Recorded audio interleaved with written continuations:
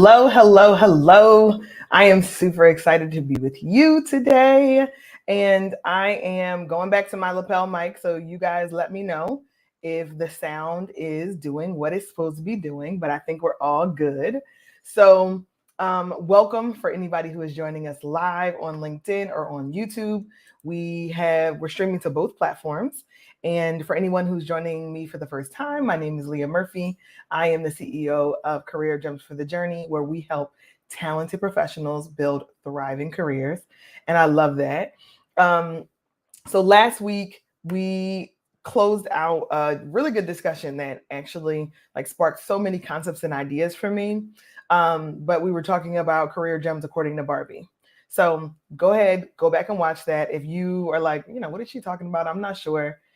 Career gems according to Barbie was super interesting because what it really did allow us to do was think about this kind of the life that we're living today and the context that we're living it in. There's always a good opportunity to sit on the outside and look in, right? So as I'm doing the career gems according to Barbie, I started getting additional feedback. So first, we're at our 2 p.m. slot on Tuesday afternoon. This has been fire. If you are joining us live, please do drop your city in the chat. I try to remember to say that every time. Drop your city in the chat. Would love to make sure that we know who is with us, who is vibing with us. It also helps to do a vibe check, as we get into the gems. And I love this to be an interactive conversation that we get to have. So drop your city in the chat. And if you're watching this on the replay, drop your city in the chat because I do want to know where folks are, right? Even on the replay. And I know lots and lots of folks don't have the opportunity to join us live, but you catch us on the replay. And I love that for you. I love it for me too. So like I said, last week we were talking about career gems according to Barbie. So then I had this opportunity to talk to this just brilliant. I just have so many amazing clients that I get the opportunity to work with, and they continue to not only help me stay really fresh and a clear understanding of what's happening in the market today, whether it's corporate America, nonprofit, or academia. They also help me to really appreciate that there's certain things that are just a part of the process, right? There's certain things that likely are not going to change, but there are things that are very much in our control. And sometimes we need a little reminder of what's in our control versus what are the things that are not going to change. So this series is Career Gems for the Journey, and we're going to focus on what I wish I knew. So we're going to go what I wish I knew, and I'm going to give 2 or 3 gems for every time that we come together. We're going to start early career, very, very before career, right? We're going to start early career, which is, looking at that 0 to 3 year mark. Then we're going to look at 3 to 5 years, and we're going to go up from there. So each time we come together, we'll be talking about what I wish I knew. So you are getting the career gems that I personally have reflected on, and that I'm continuing to coach clients who are at all phases of their career through. And there's certain things that just keep coming up, themes that are just resounding and we can't get away from. And I think it's great that we take this from a very beginning early career experience all the way through to an experienced professional, because these gems continue to be applicable no matter where you are in the process or what industry you work in. So these gems are for you. I'm so sure of it. These gems are for you. So today we're going to start with early career. So what I wish I knew early career, and we're going to make sure we emphasize on 2 really impactful gems here. So you guys have to stay with us for the entire series so that you get the opportunity to walk through these gems and this journey and be able to apply them directly to your career. And also, if you are someone who is coaching or mentoring someone in a volunteer or relationship-based capacity, and you're looking for resources to help send them to kind of reinforce some of the things maybe that you've shared in the past, this is a great series for that. This is a great series to just hit forward on, to hit share on, because honestly, it's just about to be fire. And it's great for folks who are just being introduced to Career Gems for the Journey and are looking for some substantive, actionable tips that they can apply to their career today. Okay, so if you're ready, because I'm ready, I'm fired up for it. So the first thing that I wish I knew, and this is early career edition, gems I wish I knew. And the first one is When you are starting your career, whether you're thinking about it as a co-op or as someone who's interning or someone who is about to graduate college and start their career, the first thing that I wish I knew was surround yourself with ambitious, achieving individuals. Like, surround yourself with dope people. The peer group that you set at that stage early in your career can be such a huge difference maker in your belief that where you are is great and you want to stay because everybody's here and we're all doing the same thing and that's cool, versus, man, I'm seeing people doing really exciting, exceptional things. They're going here, they're growing in this way, they're taking on this opportunity, they're challenged in this way. The difference between those two peer groups can really set your career on a completely different trajectory. So if you are surrounded by people who are ambitious, people who are learning, people who want to grow, people who want to develop themselves, you will then, it'll set a pace and set a tone for the way that you engage with yourself. What is acceptable? What is reasonable? What is the baseline? If the baseline is nobody's growing, nobody's changing, and you're cool with that, and your group is cool with that, then you will all not grow and not change. But if you're in a group of people and you contribute to a group of people who are growing, who are changing, who are leveraging opportunities in order to see the world differently, you're going to continue to be motivated by that. So the first gem is start, even as you're starting your career within whatever type of organization you choose to join, find peers and people who are even more senior than you that are ambitious, that are looking to grow, that are doing things that you aspire to do, and get connected with them. If you're not invited into a group of that caliber in your mind, then create one. You start by being that, and then you have the opportunity to invite other people in who are like-minded and who are on the same, as as one of my cousins said, who's on the same type time.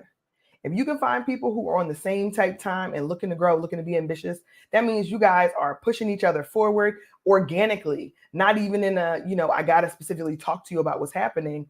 They're watching you achieve, you're watching them achieve, and you guys have this healthy dynamic of, I want to continue to grow. This is so important early on in your career. And even if you're right now and you're thinking about what it looks like and you have an experienced career and you have lots of years of experience, it still applies. It still applies that your peer group, as it relates to work, will help to introduce you to new opportunities, help you to let you know what's possible, help you to really not rest on where you are today, not rest on your laurels. These are a group of people that can help to push you forward. And also, you guys will be able to accomplish and achieve together, and that makes it that much greater. So the first gem is to align yourself with ambitious, growing, talented people early in your career. It'll continue to pay dividends. And it doesn't have to be the same people for your entire career. But every time you choose a new organization, every time you choose a new company, a new department, a new role, it looked like I paused for a minute there, sorry. A new role, that's an opportunity for you to align yourself with other people who are ambitious achievers. First gem. The second gem, which is so underrated, I think, when people start to talk about folks who are early in their career, because I think early in our career, we perceive that there is, there's no value to what you can bring to the table oftentimes because you don't have a lot of experience and maybe you have a lot of book knowledge, but you don't have, real world experience to come into an organization and add value immediately. But I want to make sure you think about it. If you, and I'm laughing because I wish somebody would have told me this, most organizations are going to give you compensation increases that are called merit increases. Now, large organizations are going to go through a performance process every year. As they're going through that process every year, they're going to give an increase out, and that increase is going to be based on performance and based on, how the company performs. Here are the facts. If your merit increase year one doesn't outpace inflation, you got some decisions to make. So, we're talking now in 2023, we're in an inflationary environment where we're talking about 6% inflation is normal at this moment, right? So I won't get into all the economics of it. If y'all want me to bring an economist onto this discussion, I certainly can.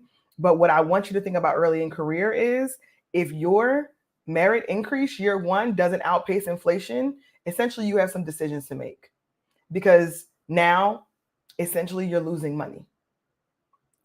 Your merit increase has to meet or exceed inflation in order for you to make the choice to stay in that organization, is what I wish I knew. Now, what you do with that information is up to you. I wish that I realized my 3% merit increase essentially just got me caught up to inflation. So when gas prices go higher, the price of bread, eggs, milk, whatever it is, clothes, when that goes higher, that 3% just keeps me at par with what I was making the previous year. So it's that 3%, and I'm using 3% as an example for inflation because that's what normal inflation was for a period of time. So as you get that merit increase, that's just to keep the cost of living normal and flat. It's when you exceed inflation that you're actually making more money that you have the potential to be able to keep. It took me so long to make that make sense, to learn that. I wish I would have known that early on in my career. I would have made completely different sets of decisions. So I want folks to think about that as, think about your merit increase as keeping you flat versus inflation. If your merit increase is below what the rate of inflation is, if you're getting a 2% increase and inflation is at 3%, you essentially lost money. And if you stay another year, you'll continue to lose money. So you have a choice to make. Either you make a significant improvement in your performance so that your performance allows you to meet or exceed the merit increase that will align you with inflation, or you got to roll. It's as simple as that. And you have to roll because eventually you don't want to be in a place where now you can't afford to live. You don't want to be in a situation where you can't afford the cost of living for where you are, whatever city or metropolitan area, or you can't afford to do the things that are important to you. So that merit increase is a really important measure for you to understand, are you performing well for the organization? Does the organization see you as valuable? So I won't go into a whole lot of details there because I know that can feel weighty, but I'll give you an example. And this example helped me tremendously to just better understand. At the time, early in my career, maybe at year 1 or 2, I got my merit increase. And then my merit increase was at that time 4%. My merit increase was 4%. I had no idea that other people got different merit increases at that time. So I got 4%. I'm like, okay, good. I got a 4% raise. That feels like it's a good fit, based on what I know, not realizing that, people who were senior or more tenure in the role had gotten a 5% raise. And I'm like, not even realizing that there was a difference between a 4% and 5% raise. And at that time, inflation was at a normal rate. It was at 3%. So I actually was making more money relative to inflation. But when I think about how do I know what would it have taken for me to get to 5%, I had no idea. And I didn't even ask the question. I was so excited about 4% that I just went about my day and continued to perform. So when you think about that early in career, those are my 2 gems for the day. Number 1 is surround yourself with high achieving people who are looking to achieve, who are looking to grow. Ambitious people to help to keep the momentum and move you forward. And that may mean that some people who were in your life in the past just play a different role. It doesn't mean that they have to go away. It just means that they play a different part because you're setting a new bar for what your peer group is when it relates to work in your career. So there's personal life and then there's work and career. Sometimes they overlap, sometimes they don't. But being around people who are also talented, ambitious, and looking to grow can be a huge difference early on in your career. So that's number 1. Number two is make sure that you understand what the rate of inflation is versus your merit increase. If you understand that your merit increase is just going to keep you flat to inflation, what it also will teach you is if you want to make more money, there's certain things that you're going to have to do in order to make more money. And sometimes that requires you to make a significant change performance-wise, or sometimes that requires you to make a whole different set of decisions. So this for me is what I wish I knew early in career. It has been like really impacting the way that I coach my clients, because now when I think about all of the moving parts of things that I did do and I did do well early in my career, and I'm seeing those fruits for the labor versus things that I had no idea about. And I really wish somebody would have told me, what I know now versus, what would I do with that information 15 to 20 years ago. The game would change so significantly, and I would make a whole different set of choices and decisions. So I want to make sure that folks have the opportunity to really digest this, because these are things that you can apply right now. If you are currently working in an organization and you're trying to figure out, how do I apply this? If you're thinking, I want to apply directly this idea of like, do I have an ambitious peer group, people who are looking to grow? It's important if you're looking to grow in your career. If you're not looking to grow in your career and you're not looking to continue to progress, or you don't want to take on any more responsibility, or you're not looking to progress, that's cool, right? That's absolutely cool. But for me, early in my career, I was looking to grow. I was looking to progress. And I had a group of people who were also on the same energy, and that compelled me to move forward. So if you go to a new location and you're not seeing that, or you don't find a peer group, or folks are not inviting you into maybe what could be an inner circle of your organization, you can find those people outside of your organization. You can find those people on LinkedIn who are also, doing similar things. You can find those people through professional organizations. You can find those people through networks and through Chamber of Commerce, through networking, and you just making an active choice. The people are out there, and your peer group sets a tone for the way you see the world and for how much fuel you're going to put on the fire on a regular basis. And you may not think so. It may not be something that you guys even discuss and talk about out loud, but subconsciously, it's having an influence on you. So I'm really trying to help you think about what the subconscious impact of being around other people who are winning and who are being ambitious, it does something to you.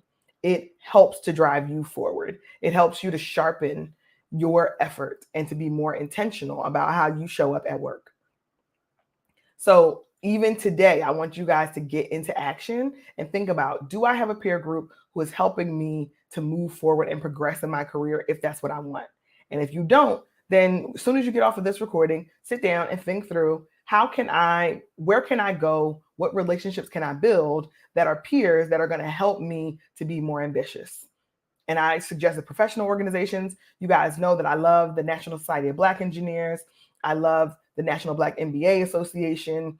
I love lots of professional organizations, Society of Women Engineers, right? The technical space. I love American Marketing Association for the work that they do. I love Society of HR Professionals, like Society of HR Managers.